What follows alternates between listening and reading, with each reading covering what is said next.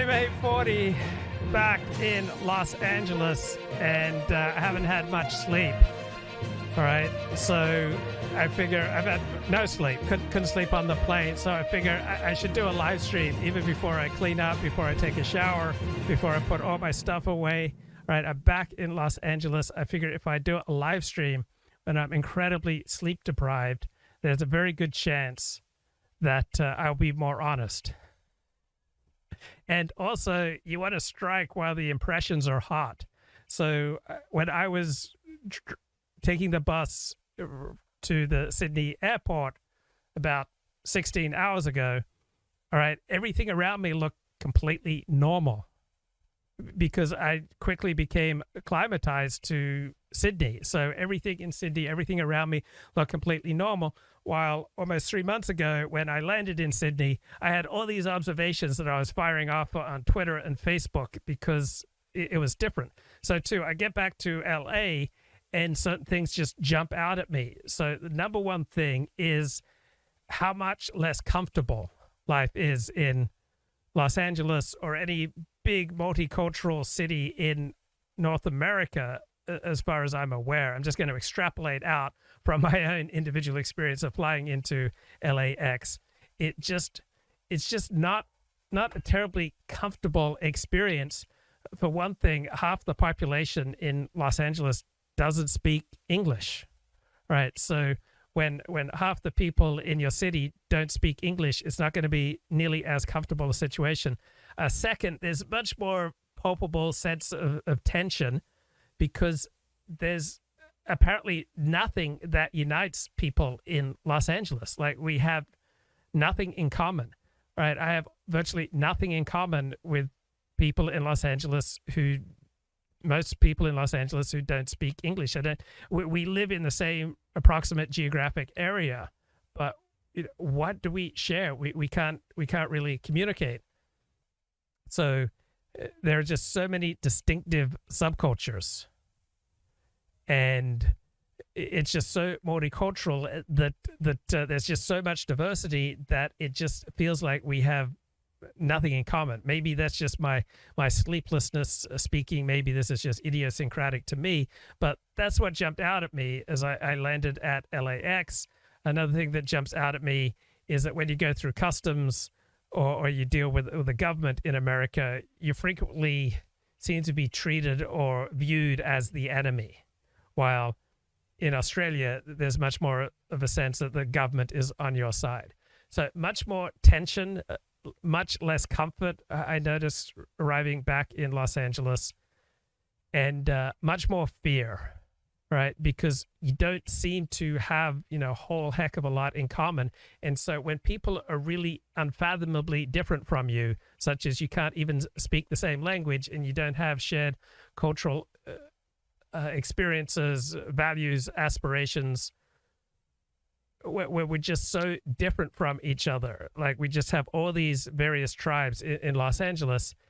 That in and of itself will tend to provoke fear. Then when you have astronomical crime rates, particularly jumping up since 2020, much more of a fearful experience, much more of a sense of being on guard, of having to watch your stuff. So on the plane over from Sydney to LA, I had the great fortune to sit next to this lovely, attractive German woman. And she talked about in Germany, in the big cities, you have to watch your stuff. And she was kind of surprised when she came to Sydney for a few weeks that a friend in Sydney said, no, you don't need to watch your stuff. It's highly unlikely that anyone's going to steal it. So, there's more of a sense of fear, looking around, wondering, who's going to try to rip me off. Also, another thing I'm noticing, don't know if there's any statistical evidence for this, but there seem to be a whole heck of a lot more people in wheelchairs in Los Angeles per capita. So I'm wondering if that's true. And if it is true, why would there be a lot more people in Los Angeles more people in wheelchairs in Los Angeles as compared to Sydney, right? Do I live in Australia permanently? No, I've spent 5 of the last 12 months in Australia, but I live in Los Angeles. but I love getting back to Australia as often as I can. But I'm thinking, if it's true that there are more people in wheelchairs in Los Angeles, and that can be incredibly disruptive for other people. So I'm sure it's its own, trouble being in a wheelchair and trying to navigate streets and sidewalks in Los Angeles that are frequently cracked and messed up. Some wheelchairs, yeah, they have cup holders, but I'm thinking, if it's true that there are far higher percentage of Los Angelinos in wheelchairs than people in Sydney, I'm wondering if it's one, like untreated diabetes, right? People who aren't treating their diabetes, so they lose the function of some of their limbs, such as the lower limbs, such as the feet. Also, added recklessness by certain segments of the population. All right, so we particularly see all sorts of crimes and deaths of exuberance since George Floyd died. So massive increase in traffic deaths and pedestrian deaths, as well as murder and general mayhem in the United States since George Floyd died. So maybe there's a higher percentage of the population that tends to be reckless, and what might go along with that, maybe I'm sure there's a higher percentage of the population that gets severely injured in violence. So I don't know if that jumps out to you if you spend any time in Los Angeles, just all the people who are in wheelchairs, and then that added sense of tension. So as compared to when I lived in Auburn, California, or when I lived in the Napa Valley, there wasn't that palpable sense of tension and fear and not having almost anything in common, all right, with the people around you. That's what jumped out at me. So I don't know if you have this experience with live streamers, but do you ever check out a live stream and they're just coming at you full force? Like, you check out the live stream in the beginning and they're just dropping truth pills. They're dropping wisdom. They're dropping clarity. It's just coming all over you, right? I mean, it's just coming hot and heavy. I mean, it's just a thick load of wisdom that's just covering you. And it's whoa. And you think, wow, this is incredibly intense. I mean, PPP, right? And Andy Worski, I mean, they bring it at such an enormous level of energy and intensity and hype, which, I have been too lazy to perform at that level, because when you perform at that level, yes, it's much more compelling, but it's also much harder to think clearly and to not lie. When you hype something, you're lying, right? It's not, an out-and-out damaging lie, but it is still deceptive. It is a subset of lying. So, all right, so you check out the live stream, right? It's just coming at you hot and heavy, and you just feel engorged with the wisdom, with the political insights, the social insights, the self-help tips, the clarity, and then you find the content maker is just kind of dribbling away into being a content taker, right? You tune in to a live streamer to get his perspective, all right? And this content maker, right? You have some hope at the beginning of the stream. This content maker is going to, make something original, and then the stream just devolves into playing excerpts from 10 other blokes. So the content maker way too often just devolves into the content taker, and they're reading dreary articles and they're playing clips that half the time are not queued up correctly, right? And they're doing a live stream pretending, right? That's the premise of what they're doing, that they're giving you something unique and special coming from, their brain, their heart. But really, it's just this melange of other people's content.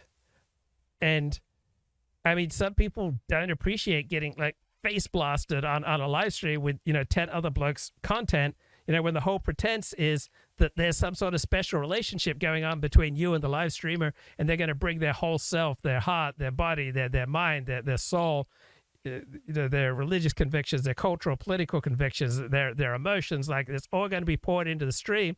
And instead, you're just getting face blasted by 10 other blokes, and then they're playing like lengthy excerpts from Fox News, and you think like, what the hell here, guys?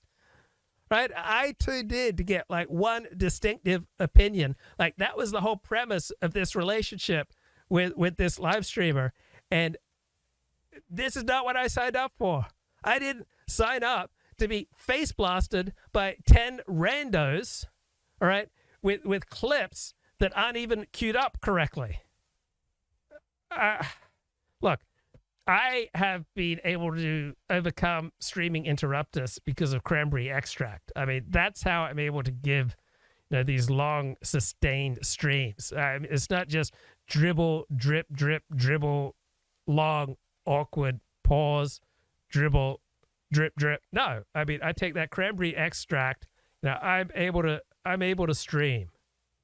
Right, I'm able to come from the heart. I'm able to tell you something fair dinkum. So anyway, on the plane, I got to sit next to a German woman, young, attractive German woman. And, we get to talking. How do you like Sydney? Where are you from in Germany? What's that big city like? How about that quality of life in Sydney? What do you do? What do I do? And then I talked to her about situationism. I said, this is an idea I'm really excited about, situationism. We start talking about, of course, World War I, World War II, German military history. And I share with her, the insights of John M. Doris into the power of situationism. And I said there was this one German thinker who was incredibly profound on situationism, Carl Schmitt. And she'd never heard of Carl Schmitt. And so I tell her that the sovereign is he who decides the state of exception. All right, that's Carl Schmitt comment. I mean, Carl Schmitt was powerful with the aphorisms, and this girl was so nice. I mean, I think she had a standard deviation in IQ on me, and how could I tell that? Because she was so empathic. She had such excellent manners. Like, she was just grace, right? She just moved and spoke in just pure grace. It was just such a bracha. It was such a blessing to have this opportunity to sit next to her. She was just lovely, just absolutely lovely. And I thought, wow, wouldn't it be amazing to have a woman who could speak German, and you could have her read to you in the original German, like she could speak to you in perfect German diction, like the most exciting insights from Carl Schmitt. So I could tell her, sovereign is he who decides the state of exception. So I was explaining that to her, and I was thinking, wow, wouldn't that be wonderful if she could like repeat that back to me in German? I didn't ask her to do that, right, on this plane flight. I thought I'd take it out slow, and then I talked to her about the concept of the political. The concept of the political is the friend-enemy distinction. When the enemy rises into view, and the enemy is he who has the ability to annihilate you, right? I would love to hear these Carl Schmitt aphorisms like said back to me in the beautiful original German. I mean, is that bad? I mean, I'm not the type of bloke who likes to go around fetishizing women and imagining them speaking Carl Schmitt aphorisms to me in perfect German. But I explained to her about the concept of the political. I explained to her about the state of exception, and then I said, well, of course, Carl Schmitt also had entered into an erotic state of exception where he felt released from the moral strictures of Roman Catholicism and bourgeois morality, and she was like interested in the erotic state of exception. When you take a moral holiday, so let's say you go to a different place where not many people know you, and when you take this holiday, you let go all your traditional moral strictures. All right. And, you let go all of your restraints, particularly in the sexual arena, and, you just go for the gusto without, traditional concerns about God and holiness and maintaining your good name in your religious community. All right. That's a moral holiday, which is an erotic state of exception. So, wouldn't it be great? I mean, to have a German-speaking girlfriend who could just read Carl Schmitt to you, like in perfect Hebrew. Maybe there's something weird about me, right? Maybe there's something off here that This is what I just find incredibly exciting. But I'm only human and I've got no filter, right? This is coming to you. This is unfiltered, uncensored. This is raw dogging this live stream because I've had. So I'm just back from Australia, just a few hours back. I haven't slept in 24 hours. So I'm perhaps more likely to tell the truth. This is more raw. And I also just feeling right now a much greater urge to be inside in Los Angeles. And it's a lovely sunny day. So it's not the weather, it's the quality of the life, it's the quality of the interactions, it's the amount of homelessness, crime, antisocial behavior that's going on in LA compared to Sydney. And it's that, half the people in LA don't even speak English. But I feel much more, my home is my sanctuary. I want to, get home and decompress. In Sydney, I would frequently leave home to decompress, right? Go into public spaces, go to the beach, go on a walkabout, go to the botanical gardens. But in LA, I feel that much stronger urge to stay home and live stream, stay home and read books. In Sydney, I'd be very happy to, go out to the beach and read a book, go to the park and read the book. So I notice, generally speaking, as societies become more diverse, meaning that members of the society have less and less in common with each other, people volunteer less. They pull in like turtles. They spend more time at home, right? They participate less in public life, right? Because you're not strongly incentivized to participate in public life when you don't have much in common with people around you. So I'm just standing here thinking how glad I was to get home. How glad I was to get away from the messy, awkward, sometimes dirty, generally uncomfortable, sometimes fearful nature of navigating around Los Angeles. Now, navigating around West Los Angeles and Beverly Hills, that is a far more comfortable place for me. That's far more pleasant. There's cleaner streets. There's much less crime. So Beverly Hills, Bel Air, Pacific Palisades, Santa Monica. All right. Even if these places are overwhelmingly on the left, I feel very comfortable hanging out there compared to, say, moving east of La Cienega Boulevard or east of Fairfax Boulevard towards downtown Los Angeles. I mean, it took me over an hour to get from LAX to Beverly Hills. And I was just like so glad, just feeling it now in my body. I was just so glad to get inside and, have locked doors and have my own space and, feel safe and comfortable again, as opposed to just kind of the icky, awkward, let's just get this over with. And so when I'm feeling awkward, when I'm feeling uncomfortable, I am not terribly inclined to help other people. So as I was, navigating my way from LAX to Beverly Hills, I wasn't looking to help other people. Well, that came much more naturally in Sydney because I felt comfortable and safe around other people. When I don't feel comfortable, when I don't feel terribly safe, when I'm not at ease, with my environment and many of the people around me, I just have much less inclination to help. I mean, I don't want to be that jerk who helps a stranger and is then rewarded for that by getting stabbed or getting shot.